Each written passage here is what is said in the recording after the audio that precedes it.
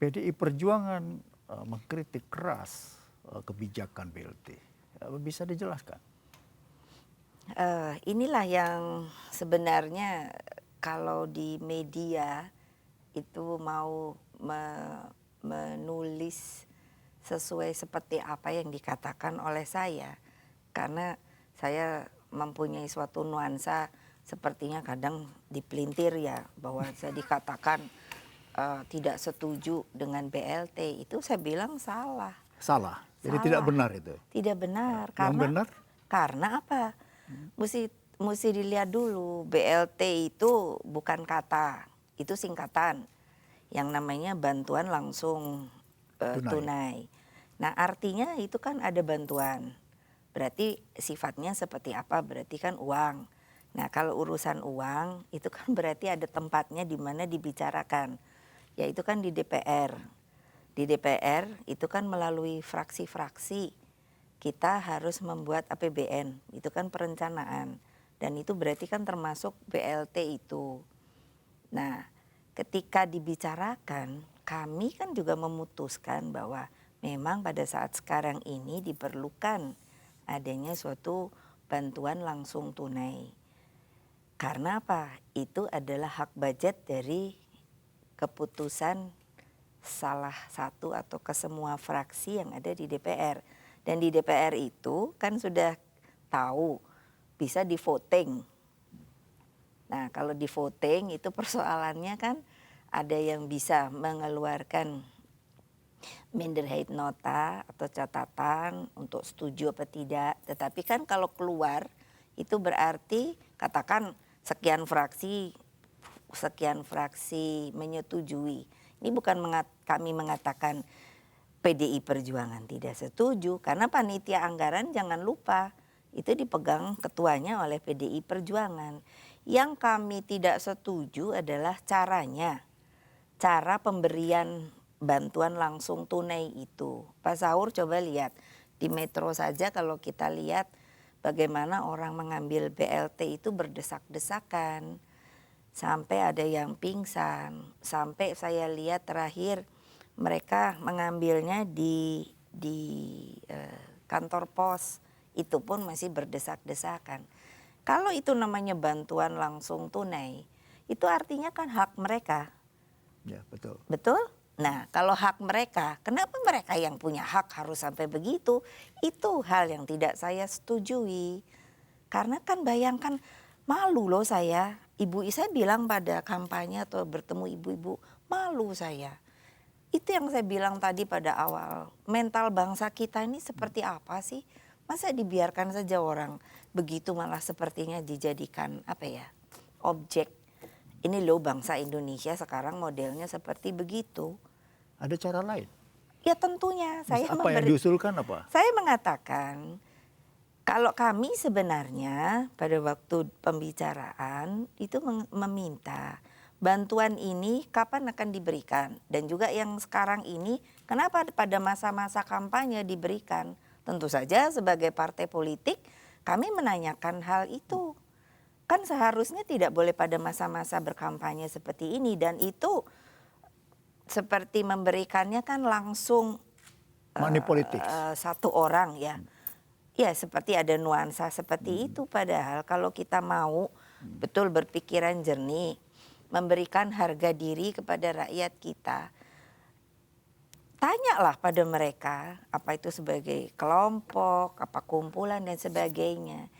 Akan diberikan satu bantuan tunai, apa yang kalian perlukan, mungkin bisa bikin jalan di desa, atau mungkin membuat MCK, atau ya terserah kepada rakyat yang memang diberikan haknya. Tapi kalau seperti ini saya hitung, karena Pak Saul juga menjadi tidak mendidik ya. Bayangkan, saya ya itu yang saya bilang, saya jalan-jalan, saya tanya-tanya. Mereka ada yang justru saya kira tidak haknya untuk mendapatkan, karena ya katakan hidupnya cukup memenuhi, bukan berarti kaya, bukan.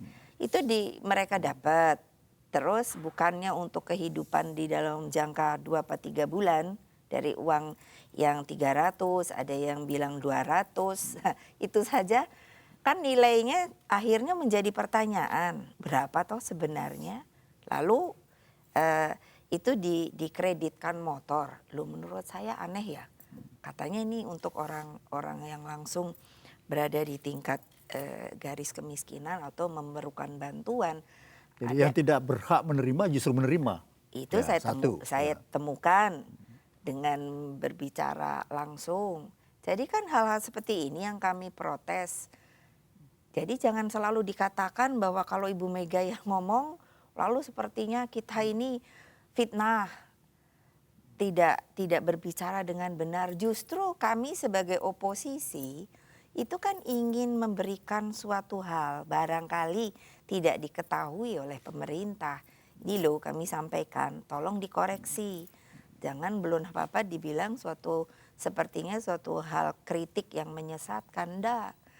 Saya betul pergi ke pasar, saya betul pergi ke tempat-tempat yang mungkin orang belum tentu datang.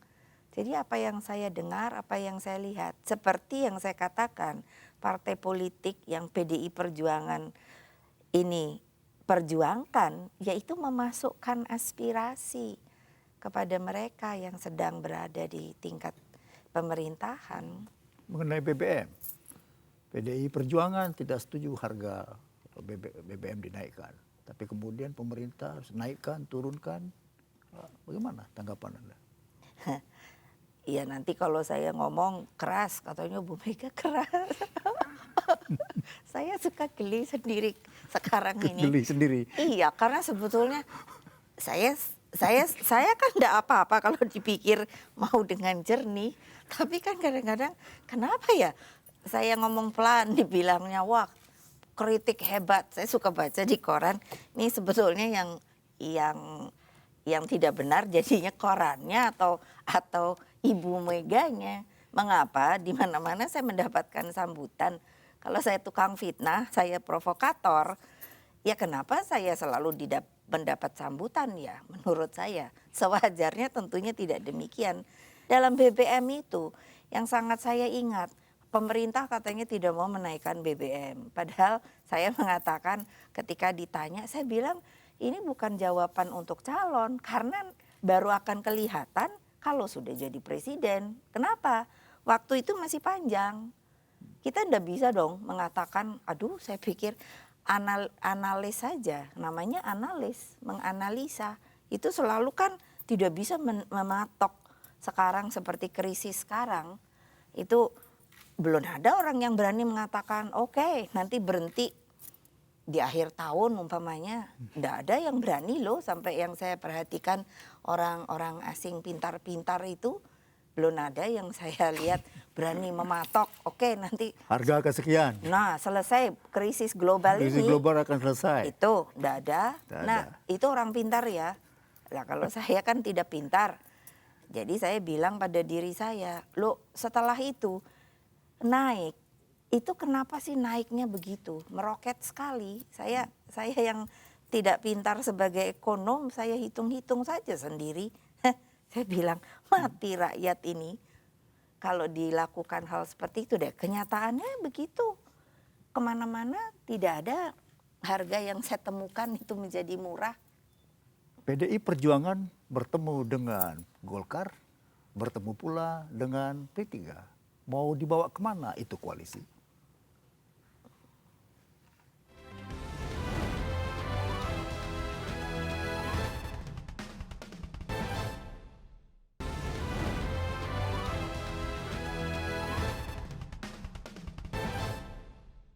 Mau kemana koalisi kebangsaan dibawa oleh PDI Perjuangan?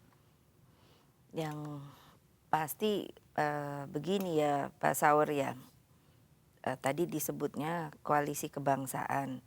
Kalau itu merupakan nama, saya ingin sedikit mengoreksi, itu nama yang dulu, yang waktu 2004. Bukan yang sekarang. Kalau sekarang ini juga yang namanya koalisi itu ketika saya bertemu dengan Pak Yusuf Kalla maupun juga dengan Pak Surya Dharma Ali, itu justru kan yang perlu kita juga lihat.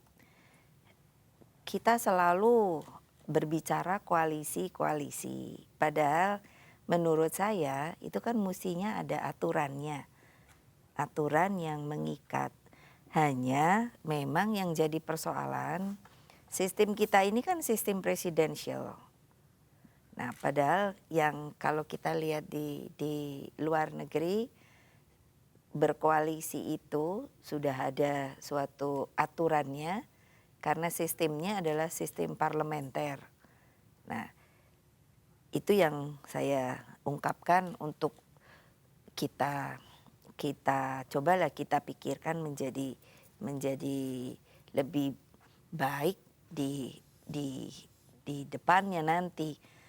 Karena kalau umpamanya nanti dibilang koalisi kebangsaan, saya juga berpikir ini kan banyak sekali ya partai-partai ini.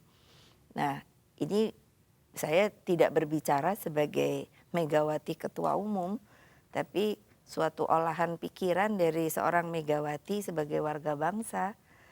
Jadi seharusnya memang kita sudah mulailah belajar untuk kembali. Saya bicara seperti ini ya di tempat ingin menyelamatkan negeri ini, nation ini.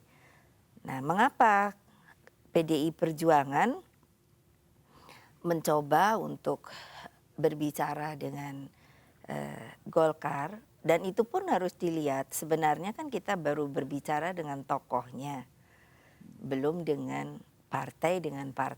Mengapa? Karena kalau partai dengan partai itu kan seharusnya DPP partai bertemu dengan DPP partai, itu simbol dari kepartaian dari suatu partai. Begitu juga ketika di P3 itu kan kami sebenarnya sudah kira-kira 3 bulan yang lalu diundang oleh P3 untuk berbicara juga sama seperti apa sih kita ke depan itu. Nah, tentunya dengan demikian juga P3 merasa harus berbincang-bincang supaya bisa suatu saat ada kesepakatan. Memang kalau dilihat di tataran Dewan Perwakilan Rakyat, yang saya juga kadang-kadang suka gemes ya, seperti contoh begini, ketika mau dipilih Kapolri, ketika mau dipilih Panglima TNI, saya sudah jauh hari memberikan instruksi kepada fraksi bahwa di mana sesuatu akan dibahas yang ada I itu Indonesia. Maka PDI Perjuangan sejauh itu harus menghindari voting. Pak Saur bisa bayangkan, Panglima TNI bukan orangnya ya, simbolisnya dia adalah pimpinan dari Tentara Nasional Indonesia. Kapolri begitu juga. Lalu di voting, saya nggak ngurusin menang kalahnya, tapi saya lihat Indonesia di voting. Lucu saya bilang. Maka perlulah koalisi itu. Nah, makanya kalau dilihat dalam tataran di DPR, ketika kita mencoba rembuk, kadang-kadang kan akhirnya karena mungkin teman-teman kita barangkali belum berpikiran seperti apa yang saya pikirkan. Dalam artian tadi saya bilang ini bukan sebagai ketua umum, sebagai salah seorang warga bangsa. Saya melihat itu harus bisa dipilah. Di mana kepentingan kita harus kita jejakkan. Ketika untuk Indonesia seharusnya kita kan mundur dari semua kepentingan subjektif kita. Kita hanya maju sebagai kepentingan sebagai bangsa. Tapi ini kan belum, karena ya itulah yang saya bilang bagian dari mental bangsa ini. Kita kan masih terbawa kepada berpikiran praktis, menjadi pragmatis. Tapi kan tidak idealis, tidak mempunyai suatu idealisme. Bahwa yang namanya yaitu tadi menyelamatkan negeri ini kan tidak bisa sendiri.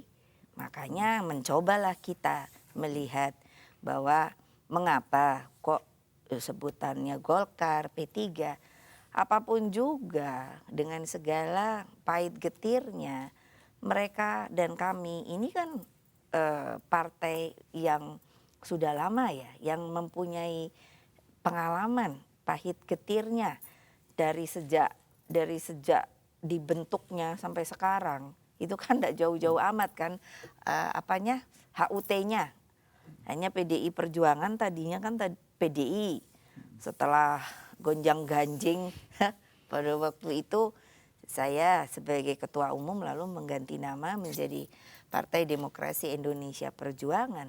Tapi kalau dilihat dari Kelahiran fusi. pengalamannya dan sebagainya, ini kan bisa dibilang partai yang berada di Indonesia setelah periode Orde Baru. Nah, kalau yang ada lain-lainnya ini kan bisa dibilang barulah dari segi pengalaman. Nah, kami kan berupaya supaya jangan terlalu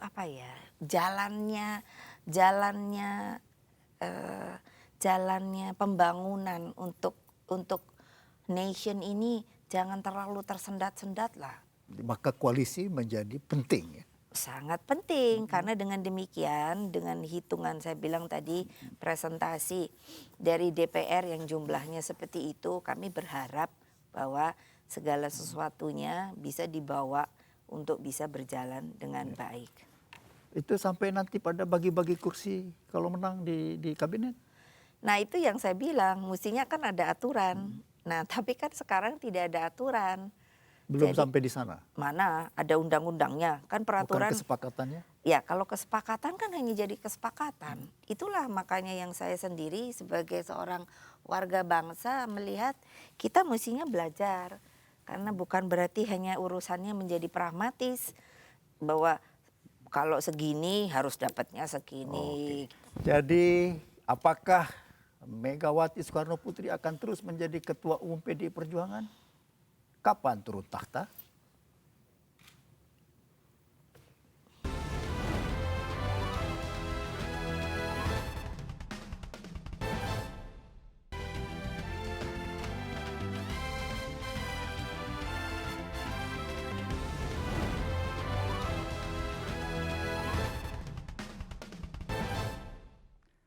Pemirsa, kita berjumpa kembali dalam program Save Our Nation bersama saya, Saur Huta Barat. Tamu kita malam ini adalah Megawati Soekarno Putri, mantan Presiden Republik Indonesia dan adalah Ketua Umum PDI Perjuangan. Ada banyak hal yang akan kita perbincangkan. Masalah besar apakah yang dihadapi bangsa ini menurut seorang Megawati? Apakah kontrak politik yang dilakukan PDIP dengan calegnya dapat diwujudkan? Dan apakah Megawati akan selamanya memimpin PDI Perjuangan? Semua itu akan kita persoalkan dengan terus terang dan tidak boleh ada dusta di antara kita.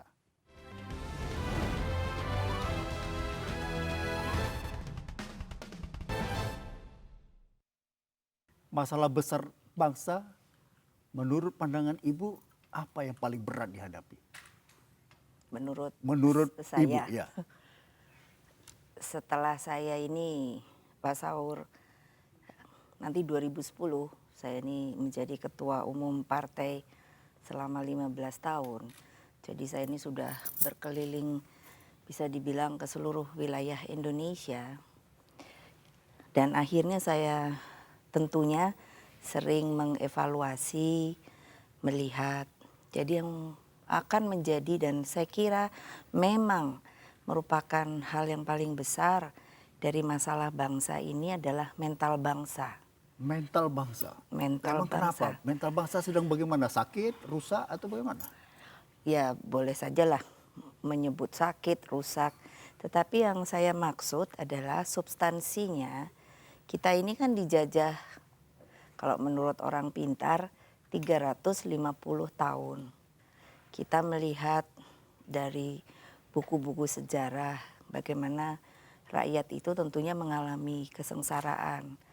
Ada yang dijadikan romusha, ada yang bekerja rodi. Nah, itu kan betul-betul mematahkan jiwa manusia menjadi, kalau boleh diartikan kan seperti jadi budak ya. Nah, itu kan masalah kejiwaan. Jadi itu masalah mental. Nah, jadi kalau saya perhatikan sepanjang perjalanan saya, ini yang sebetulnya harus diperbaiki. Bagaimana kita bisa mempunyai jati diri, kita bisa mempunyai harga diri, bahwa kita bukanlah seperti hal-hal yang ingin saya katakan ini. Karena memang Pak Saur ya, susah loh saya, karena kalau berbicara seperti begini, mungkin orang kota akan berpikir, ah apa betul Ibu Mega tuh bicaranya seperti itu. Karena mungkin banyak juga kan bangsa kita ini yang belum sampai melihat tanah airnya ke pelosok-pelosok. Justru kalau ke luar negeri mereka mungkin sudah, tetapi kalau sampai ke desa-desa yang non jauh di sana, itu kan mungkin apa tidak tertarik atau bagaimana. Jadi memang sulit untuk menerangkan, dan kita ini negara kepulauan yang terbesar di dunia. Memang sulit untuk menjelajahi keseluruhannya sehingga kita bisa mengambil suatu kesimpulan betapa yang sangat diperlukan untuk membangun negeri ini, yaitu mental bangsanya dirubah. Caranya tentu saja bukan suatu hal yang mudah. Kalau kita 300 tahunan itu, 350 tahun dijajah.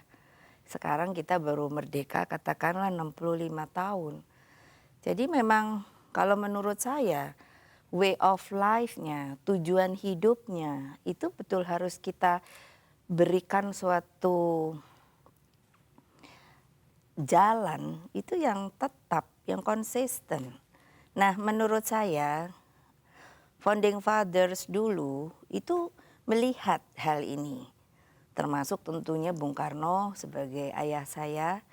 Beliau proklamator karena beliau tentunya juga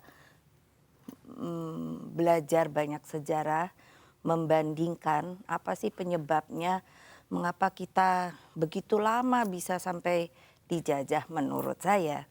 Dan saya perhatikan kan tentunya karena kita ini terdiri dari pulau-pulau, menyampaikan berita kan tidak mudah pada waktu itu. Beda kalau dengan menurut saya benua, tanah, mungkin hanya dengan jalan kaki dan sebagainya. Tapi hal-hal yang seperti kita alami, seperti saya saja dalam kampanye kemarin ini, saya pergi ke satu kabupaten baru, Wakatobi, untuk ke situ saja dengan udara saja itu mesti pindah 3 kali. Nah, bayangkan kalau kita tidak punya peralatan transportasi dan sebagainya seperti begitu pada waktu itu. Nah, tentunya kan memang ini kan harus diberitakan, dan diberitakan itu kalau sekarang sebenarnya kan menjadi lebih mudah komunikasinya, apapun juga. Sudah ada radio, sudah ada media TV dan sebagainya. Persoalannya sekarang, maukah kita sebagai satu bangsa memberitakan hal ini? Dulu semua pejuang menurut saya bersepakat, kita ini harus mempunyai falsafah dasar Pancasila. Undang-undang dasar kita meskipun sekarang sudah diamandemen sebanyak 4 kali, tapi esensinya kan masih tetap. Nah, kalau ini pun terus bisa diperjuangkan, menurut saya Pancasila itu bukannya lip service, bukan hanya keluar dari kata-kata. Tidak, itu dapat diejawantahkan.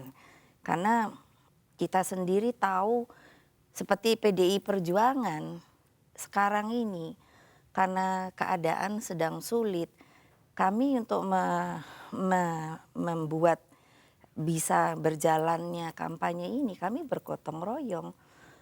Yang tadinya kami sendiri berpikir apa bisa, ternyata itu dapat berjalan dengan baik. Jadi gotong royong masih hidup? Kalau di bawah saya kira masih hidup. Tapi di elit tidak itu ya? Itu mesti dipertanyakan. Jadi tadi nyebut tentang jati diri dan harga diri, bisa lebih dipertajam. Ya tentunya kita harus mengenal diri kita itu seperti tadi yang saya katakan. Kalau di bawah untuk berkomunikasi dengan bahasa rakyat, maksud saya di akar rumput begitu, justru mereka lebih bisa langsung mengerti. Tetapi kalau saya harus berbicara dengan mereka yang bukannya saya tidak setuju, tetapi mereka seharusnya juga tahu dulu. Karena ada kadang-kadang saya bertemu dengan sementara orang sepertinya melihat bahwa untuk apa kita punya nasionalisme lagi. Kita tidak perlu kok. Sekarang ini kan dunia sudah sepertinya eh, meliwati batas wilayah. Tapi kan rasa, pikiran itu apa benar bisa dibuat seperti itu? Kan tidak. Saya bertemu dengan juga alhamdulillah banyak bangsa di dunia ini dengan para pemimpinnya. Kalau saya tanyakan juga mereka tetap sama. Mereka berpikir kami punya akar budaya bangsa sendiri. Kami tetap menghendaki bahwa sampai generasi yang akan datang juga mengerti hal-hal seperti ini. Nilai-nilai budaya itu tetap harus bisa diberikan kepada anak-anak kita, cucu-cucu kita. Karena kalau tanpa itu akhirnya kan banyak hal yang memang sepertinya tergerus dari akar negeri ini. Sebagai suatu contoh, kearifan lokal itu apakah hal yang jelek? Jadi yang merisaukan adalah terkikisnya nasionalisme, terkikisnya kearifan lokal. Macam-macam sebetulnya yang kita bisa diskusikan mungkin satu malam ya. Hal-hal apa saja sebetulnya yang merupakan suatu keindahan dari negeri ini itu sepertinya sudah mulai hilang. Kalau kita ada di Jakarta, Pak Saur, saya kadang-kadang suka merasa diri saya hidup di dalam dua dunia. Karena kalau sekarang kita masuk Jakarta, kita kan melihatnya sepertinya juga hal yang sama yang ada katakan di Tokyo, yang ada di New York dan lain. Mallnya malah lebih hebat. Entahlah ya macam-macam lah. Tapi coba kalau kita pergi ya seperti tadi, karena kebetulan saya ke Wakatobi, saya pernah keliling ke seluruh daerah wilayah timur, saya pernah sampai ke arah Pegunungan Jayawijaya. Kalau melihat ke situ sedih. Pemirsa, apakah kontrak politik yang dilakukan PDI Perjuangan dengan calon legislatifnya dapat diwujudkan?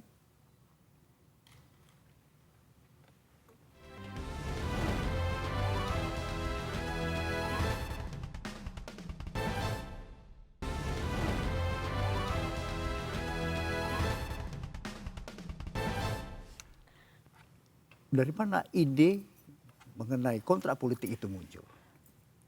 Sebenarnya itu bukan suatu ide, tetapi memang kami ini dari 2004 itu mencoba mengkonsolidasikan partai lagi. Karena Pak Saur membuat partai itu bukan suatu hal yang mudah.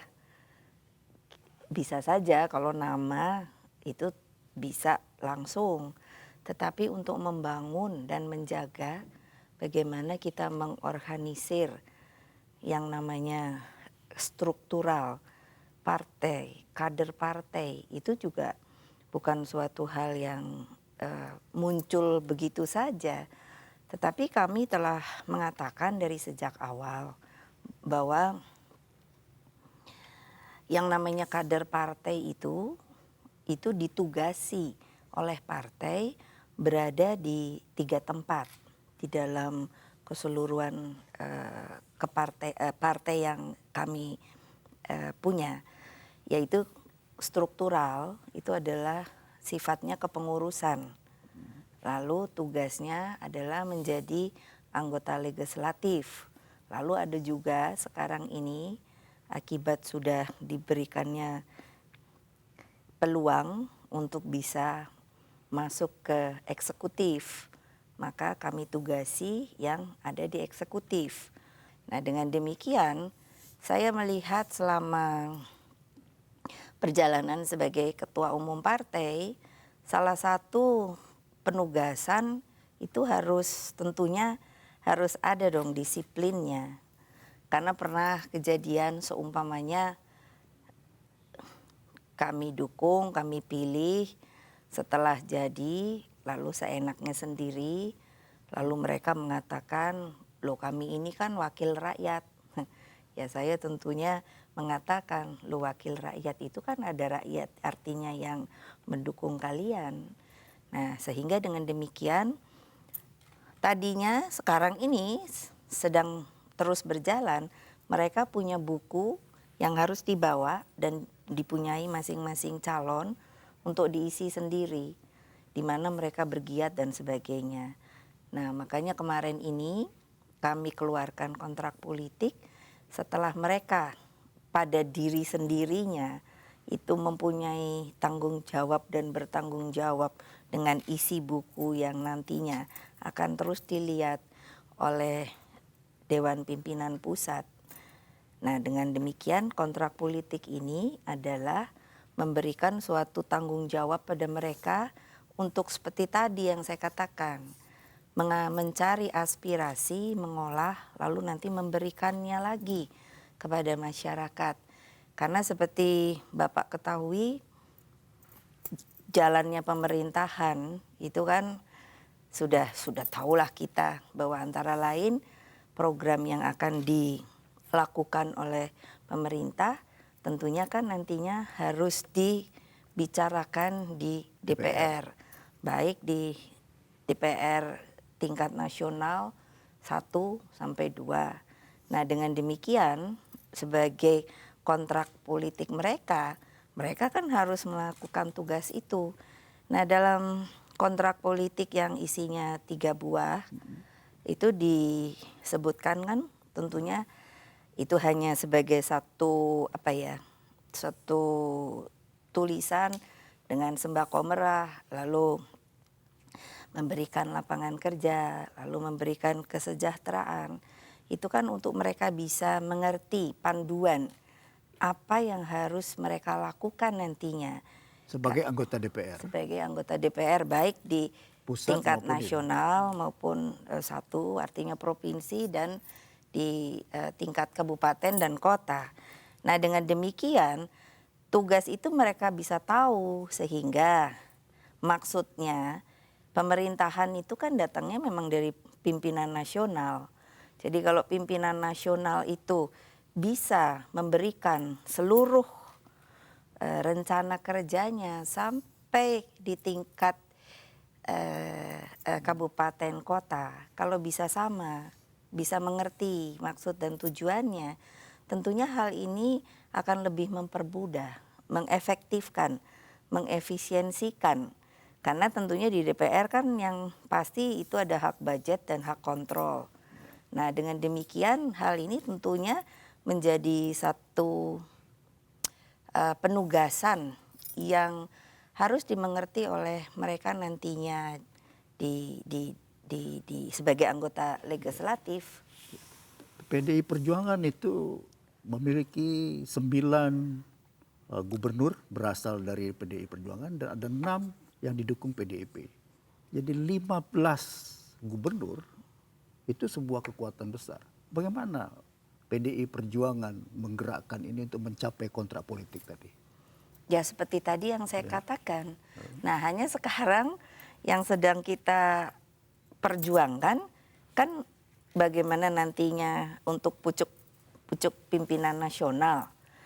Karena sekarang karena tidak dipegang oleh PDI Perjuangan di tingkat pucuk pimpinan nasional, maka tentunya program-program yang ada itu kan tidak bisa disosialisasikan dan kemungkinan juga tidak begitu sinkron untuk bisa dijalankan.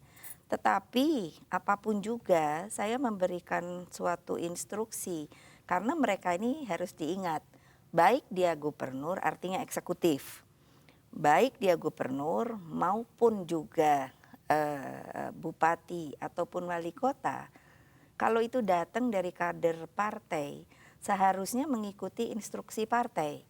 Nah, ini yang juga merupakan suatu hal yang perlu kita perbaiki di masa yang akan datang. Nggak jalan kan itu? Maksudnya? Instruksi partai ke itu Pak jalan atau tidak? Nanti dulu, tolong saya diberi kesempatan untuk menerangkan, karena ini kan akibat perundang-undangan kita disuruh pemilu langsung, termasuk sampai di tingkat pilkada.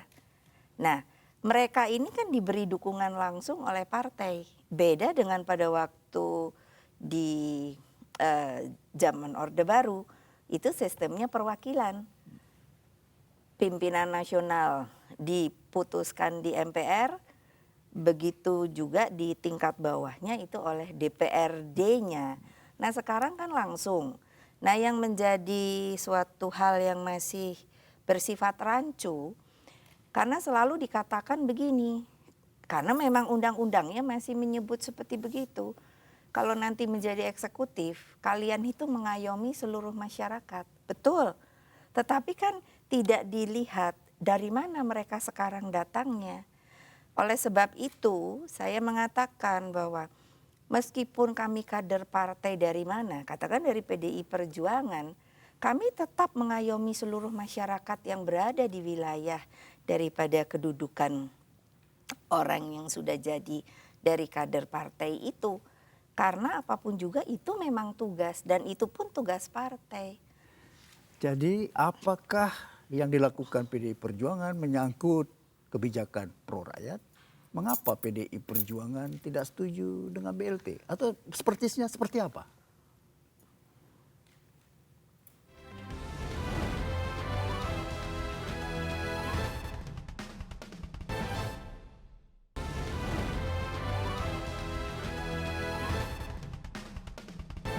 Sampai kapan Megawati Soekarno Putri menjadi ketua umum PDI Perjuangan?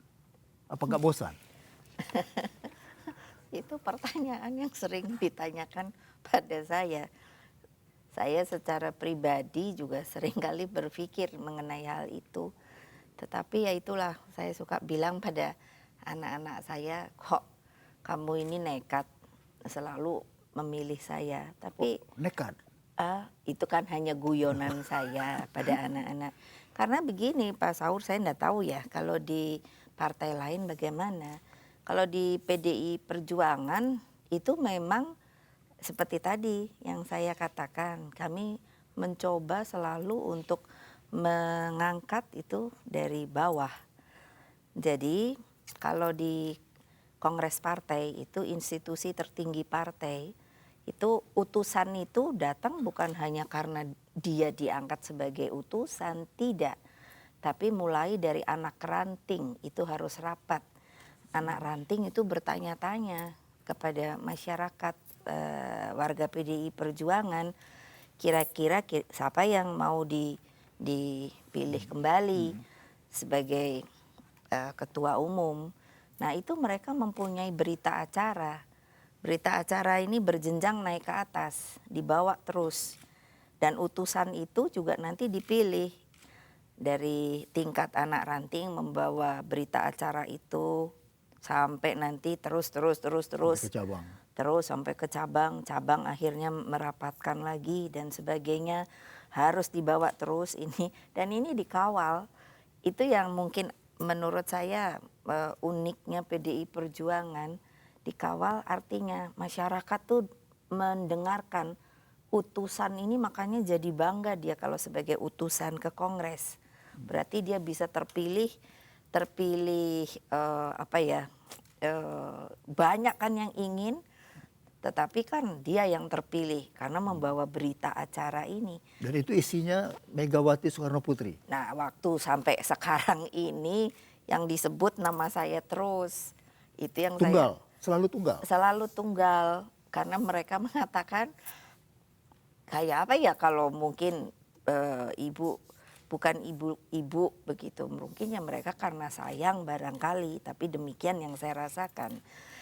Nah, tentunya ya saya berharap suatu saat akan terjadi regenerasi, sudah Kapan? pasti. Satu saat itu kapan? 5 tahun Ya, lagi, itu 10 bukan tahun lagi? itu bukan jawaban saya. Itu jawaban dikembalikan Kongres. lagi ke Kongres. Kongres. Jadi nanti kami kan akan mengadakan Kongres di 2010. Jadi ya nanti berita acara yang dibawa oleh utusan-utusan yang masuk ke Kongres itu yang akan menyampaikan. Kalau Anda sendiri keinginannya seperti apa? Saya, Oh. saya sudah berpikir umur saya ya sudah tidak 17 tahun lagi ya. Cucu saya sudah 7. Jadi kan saya juga berpikir kalau secara pribadi apakah suatu saat sudah mungkin untuk, tapi kan tidak ada pensiun ya. Di partai tidak ada pensiun loh, Pak Saur. Kita Ada pensiun ini di partai. tidak Tidak ada, ada itu pensiun. kalau pensiun berarti kan PT. PT ya. Ya, perusahaan ini tidak ada. Jadi ya tentunya sebagai manusia biasa dan dengan pikiran yang jernih, saya menghendaki adanya regenerasi tersebut. Bisa sebut nama nggak?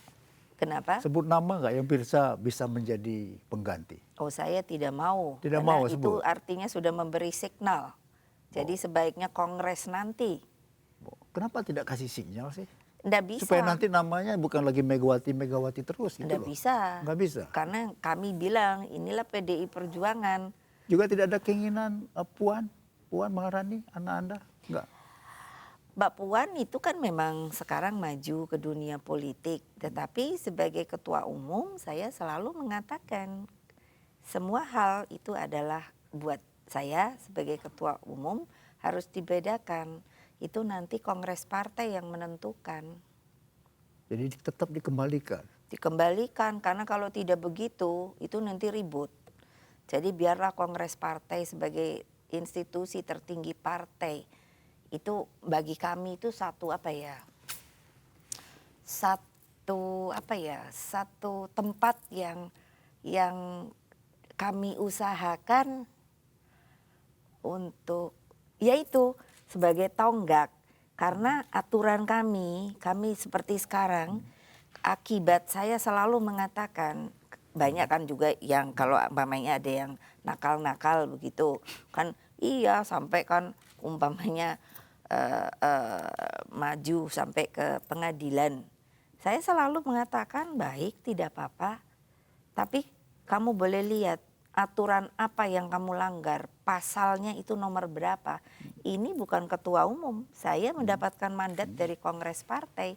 Aturan-aturan ini semua dibikin pada waktu kongres partai, bukan saya. Waktu kongres partai itu saya biasanya membuka lalu memberikan pertanggungjawaban. Setelah itu ya sudah nanti dipimpin. Tidak mempengaruhi. Tidak mempengaruhi, ngapain Jadi setelah mempengaruhi. nanti bukan lagi Megawati Soekarno Putri menjadi ketua umum PD Perjuangan, bayangan apa yang Anda harapkan? Seperti tadi yang saya katakan bahwa PDI Perjuangan ini harus tetap eksis sebagai partai politik yang memperjuangkan aspirasi rakyat. Saya selalu mengatakan PDI Perjuangan ini seharusnya itu ya tadi tidak seperti kok Pak Saur tahu saja ya bahwa jangan sebagai PT. Kalau PT kan untung rugi, sudah itu bisa bangkrut. Kapan-kapan mesti ganti nama. Ganti presidir. Nah entahlah ya aturan seperti itu. Tapi kalau di partai apalagi yang PDI Perjuangan makanya saya selalu protes jangan bilang PDIP. Karena perjuangan itu tidak pernah berhenti terus. Itu jiwanya. Iya, baik. Pemirsa, waktu sudah habis. Sampai jumpa pekan depan.